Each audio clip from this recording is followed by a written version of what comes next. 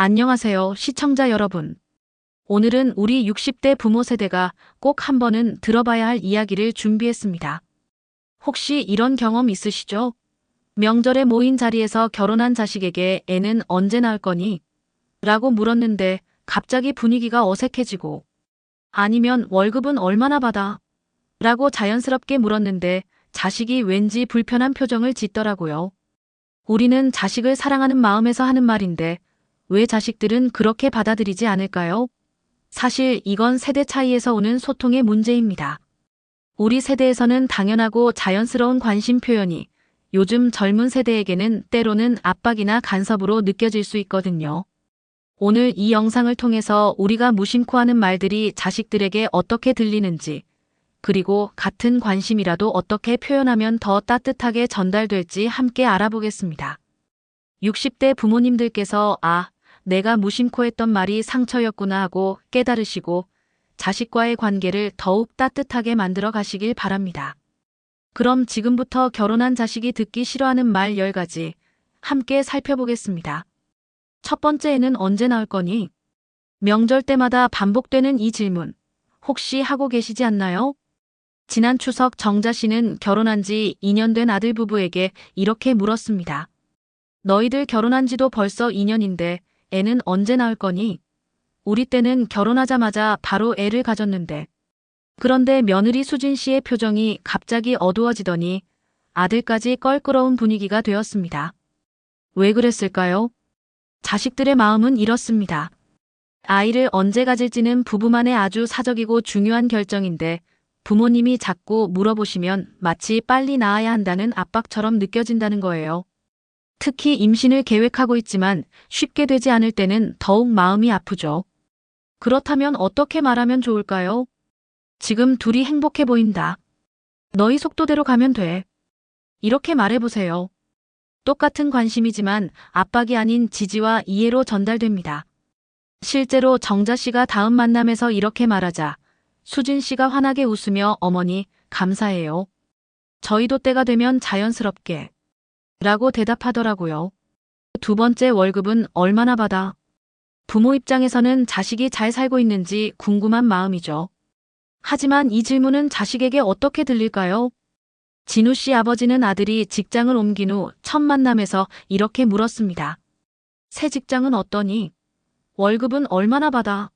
전 직장보다는 많이 주지. 그런데 진우 씨가 갑자기 말수가 줄어들고 불편해하더라고요. 자식들은 이렇게 느낍니다.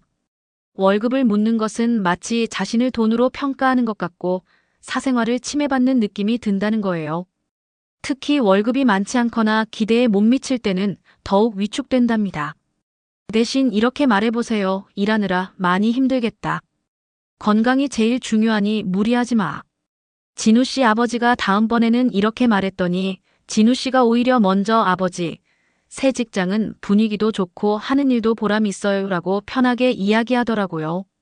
관심의 초점을 돈이 아닌 건강과 행복에 맞추니까 자식도 마음을 열게 된 거죠. 세 번째, 집은 언제 살 거야? 요즘 집값이 얼마나 비싼지 우리 모두 알고 있죠. 그런데도 이런 질문을 하시지 않나요? 수진 씨 어머니는 딸 부부가 전세로 살고 있는 것을 보고 이렇게 말했습니다. 전세만 살면 뭐하니? 집은 언제 살 거야? 우리 때는 결혼하면 바로 집부터 마련했는데. 그러자 수진 씨가 큰 한숨을 쉬며 엄마 요즘 집값이 얼마인지 아세요? 라고 답답해 하더라고요. 자식들의 마음집을 사고 싶은 마음은 굴뚝 같지만 현실적으로 어려운 상황에서 부모님이 자꾸 집 마련을 재촉하시면 큰 스트레스가 된다는 거예요. 마치 너희는 능력이 부족하다는 말로 들린다고 하네요. 이렇게 말해보세요. 요즘 집값도 비싸던데 둘이 잘 지내기만 해도 충분해. 수진 씨 어머니가 이렇게 말하자 딸이 오히려 엄마가 이해해 주시니까 마음이 편해요. 저희도 기회가 되면 꼭 마련할게요 라고 고마워하더라고요. 네 번째, 대출은 다 갚았니? 경제적인 상황에 대한 관심도 때로는 부담이 될 수 있습니다. 정자 씨는 아들 부부를 만날 때마다 학자금 대출은 다 갚았니? 신용카드 빚은 없지? 적금은 넣고 있어? 라고 꼬치꼬치 물어보곤 했습니다. 그런데 아들과 며느리가 점점 만나기를 꺼려 하더라고요. 자식들이 느끼는 감정 경제적 상황을 자세히 묻는 것은 마치 신문을 받는 것 같고 부모님이 자신들의 능력을 의심하는 것처럼 느껴진다는 거예요. 대신 이런 말은 어떨까요? 요즘 살기 힘든데도 열심히 하는 모습이 기특하구나.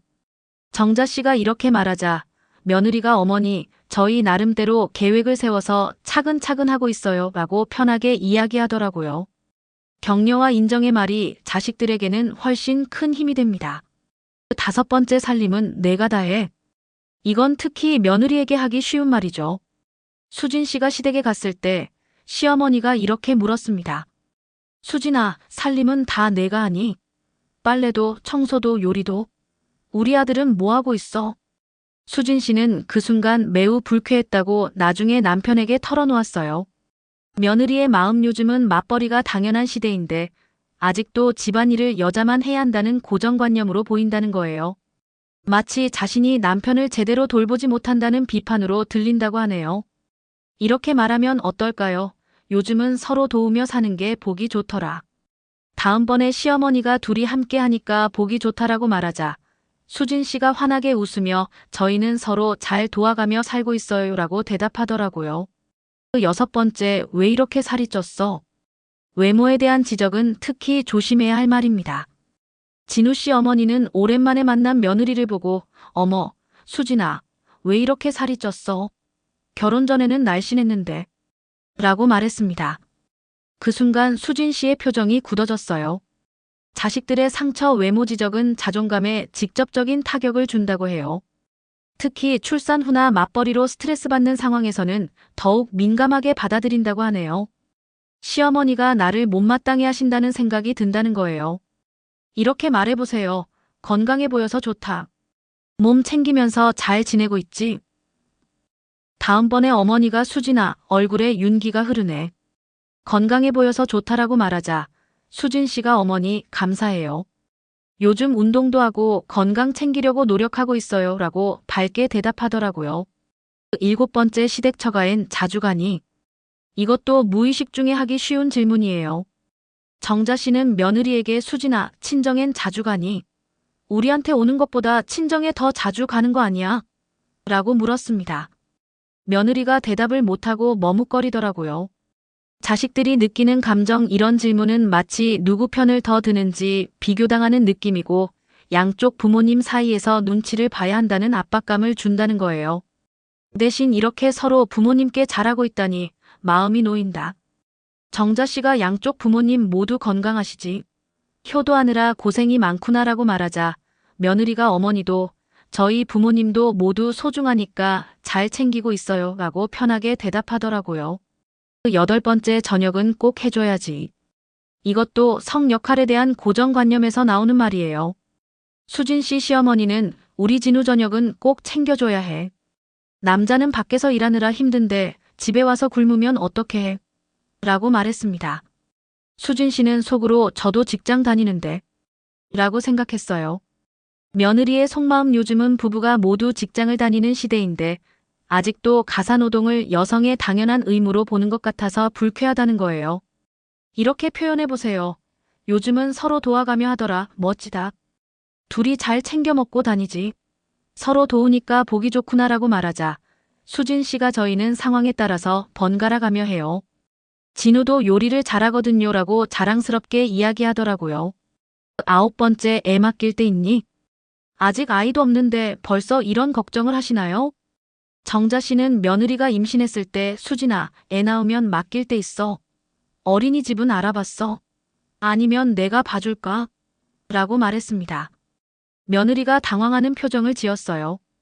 자식들의 부담감 아직 아이도 태어나지 않았는데 벌써 육아에 대한 구체적인 계획을 세우라는 압박으로 들린다는 거예요. 특히 시어머니가 내가 봐줄까? 라고 하면 나중에 거절하기도 어렵고 부담스럽다고 하네요. 이렇게 말하면 나중에 필요하면 우리도 도와줄게. 지금은 건강한 아기 낳는 것만 생각하고 나중에 도움이 필요하면 우리도 할 수 있는 만큼 도와줄 테니까 걱정 말아라고 하자 며느리가 눈시울이 붉어지며 어머니 감사해요라고 고마워하더라고요. 열 번째, 너네는 왜 그렇게 사니? 마지막으로 자식들의 생활 방식을 이해하지 못할 때 하는 말이에요. 진우 씨 부모님은 아들 부부가 주말마다 등산이나 여행을 가는 것을 보고 너네는 왜 그렇게 돈 쓰며 사니? 우리 때는 결혼하면 차곡차곡 모아서 집부터 마련했는데. 라고 말했습니다. 그러자 부부 사이에 말다툼이 일어났어요.